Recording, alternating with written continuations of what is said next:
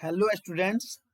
आज के एपिसोड में प्रकाश एनसीईआरटी के महत्वपूर्ण ऑब्जेक्टिव क्वेश्चन जो कि Bihar board examination 2023 matriculation examination 2023 को ध्यान में रखते हुए एनसीईआरटी के फिजिक्स के जितने भी चैप्टर्स हैं उनके ऑब्जेक्टिव क्वेश्चन के सीरीज आ चुका है, जिसका ये पहला सीरीज है, पहला एपिसोड प्रकाश है। ठीक है, तो एनसीईआरटी के जो ऑब्जेक्टिव क्वेश्चंस हैं लाइट से प्रकाश के परावर्तन या फिर अपवर्तन के जो महत्वपूर्ण ऑब्जेक्टिव क्वेश्चंस हैं वो आज की इस वीडियो में हम लोग देखेंगे। तो चलिए एनसीईआरटी के प्रकाश लाइट के चैप्टर 1 के महत्वपूर्ण ऑब्जेक्टिव क्वेश्चन आज के एपिसोड में देखेंगे। तो आज का पहला प्रश्न हम देखने वाले हैं। चलिए शुरू करते हैं। आज का प्रश्न क्या एक है, निम्न में से कौन सा पदार्थ लेंस बनाने के लिए प्रयुक्त नहीं किया जा सकता है? तो इसका सही उत्तर हो जाएगा मिट्टी।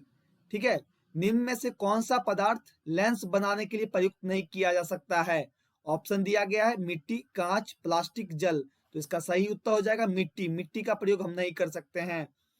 प्रश्न संख्या 2, किसी बिंब का अवतल दर्पण द्वारा बना प्रतिबिंब आभासी, सीधा तथा बिंब से बड़ा पाया गया।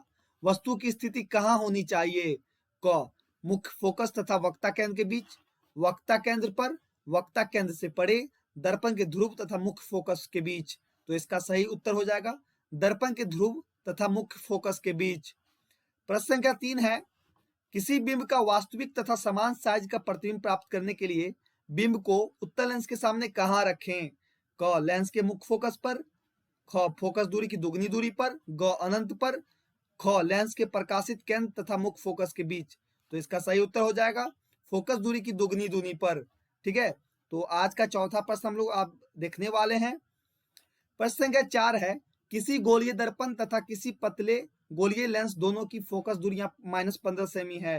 दर्पण तथा लेंस संभवतः है दोनों उत्तल है। ख, दर्पण अवतल तथा लेंस उत्तल, अवतल, दर्पण उत्तल तथा लेंस अवतल। देख सकते हैं यहाँ पे फोकस दूरी नेगेटिव में है, तो नेगेटिव में फोकस दूरी किसका होगा? तो सिर्फ अवतल का होगा। गोलीय दर्पण तथा लेंस भी अवतल, दोनों लेंस जो होंगे दोनों जो गोलीय लेंस या फिर दर्पण होंगे दोनों अवतल ही होंगे। प्रश्न संख्या 5 है, किसी दर्पण से आप चाहे कितनी ही दूरी पर खड़े हो आपका प्रतिबिंब सदैव सीधा प्रतीत होता है। संभवतः दर्पण है क, या तो समतल अथवा उत्तल, ख, केवल समतल, ग, केवल अवतल, घ, केवल उत्तल। तो इसका सही उत्तर हो जाएगा या तो समतल अथवा अवतल, सॉरी उत्तल। प्रश्न संख्या 5 क्या कह रहा है, किसी दर्पण से आप चाहे कितनी ही दूरी पर खड़े हो आपका प्रतिबिंब सदैव सीधा प्रतीत होता है। संभवतः दर्पण है या तो समतल अथवा उत्तल। ठीक है, तो इसका सही उत्तर हो जाएगा क, या तो समतल अथवा उत्तल। प्रश्न संख्या 6 है, किसी शब्दकोश में पाए गए छोटे अक्षरों को पढ़ते समय आप निम्न में से कौन सा लेंस पसंद करेंगे? क, 50 सेमी फोकस दूरी का एक उत्तल लेंस, ख, 50 सेमी फोकस दूरी का एक अवतल लेंस, ग, 5 सेमी फोकस दूरी का एक अवतल लेंस, घ, 5 सेमी फोकस दूरी का एक उत्तल लेंस। तो इसका सही उत्तर हो जाएगा 5 सेमी फोकस दूरी का एक उत्तल लेंस। तो ये एनसीईआरटी के प्रथम चैप्टर के ऑब्जेक्टिव प्रश्न थे जो कि आपके एग्जामिनेशन में के लिए इंपॉर्टेंट हो सकते हैं।